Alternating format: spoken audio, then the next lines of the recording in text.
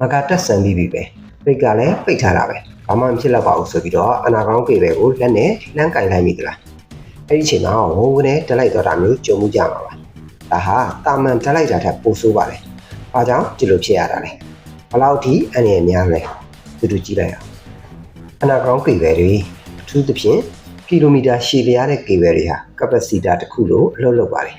မကဆန်းတဲ့အခါကျွန်တော်တို့က DC ဖိုးတဲ့အမြင့်ကြီးဥပမာ1000ဖိုး2500ဖိုးသို့မဟုတ်9000ဖိုးကေပဲထဲထည့်လိုက်တာ test လုပ်ပြီးသွားပြီမဲ့အဲ့ဒီ high voltage တွေကကေပဲရဲ့ insulation ကြားမှာ stereo charge အနေနဲ့တိုးတောင်ပြီးတော့ကျန်နေခဲ့ပါတယ်အဲ့ဒါကို residual charge လို့ခေါ်ပါတယ်အဲလိုသင်က arc မချပဲနဲ့ discharge မလုပ်ပဲကိုင်လိုက်မယ်ဆိုရင်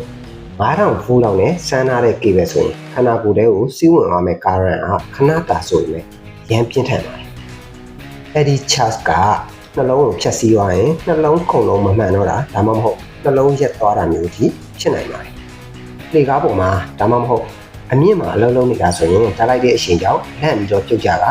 အသက်အန္တရာယ်စိုးရင်ရတဲ့အထိဖြစ်နိုင်ပါတယ်အင်းမြင့်တစ်ခုရှိပါတယ်ကျွန်တော်တို့ကမကာ test ကို10မိနစ်လောက်ဆန်းခဲ့ရင်ပြန်ပြီးတော့ discharge လုပ်ရမယ့်အချိန်အချထားတဲ့အချိန်ဟာလည်းအနည်းဆုံး4မိနစ်ကနေ5မိနစ်အထိရှိတင်ပါတယ်ကေပဲရှိလေ charge ကျန်တဲ့ပမာဏများလေမို့ပို့ပြီးတော့အချိန်ပေး discharge လုပ်ရမှာဖြစ်ပါတယ်ဒီအနေအထားကနေကာကွယ်ဖို့ဆိုရင်တော့ခု kit ထွက်တဲ့ Unity တို့လို marker tester တွေမှာ test close လုပ်လိုက်တာနဲ့ auto discharge လုပ်ပြီးတဲ့စနစ်ပါလေအဲ့ဒီ display မှာ voltage 0ပြတဲ့အထိစောင့်ပါ display မှာ0ပြပေမဲ့စိတ်မချရသေးပါဘူး attend row သို့မဟုတ် arc ကြိုးကိုတုံးပြီးတော့ cable ရဲ့ fit ကြိုးတစ်ခုချင်းစီကို arc နဲ့တိကျထိပ်ပေးပါနောက်ဆုံးမှာ multimeter နဲ့ 4R ကြံမကြံပြန်စစ်ပြီးတော့မှလာလက်နဲ့ကင်ရွယ်ပါပြစ်စစ်အလုံးမှာသတိဆိုတာအပေါ်မရှိပါဘူး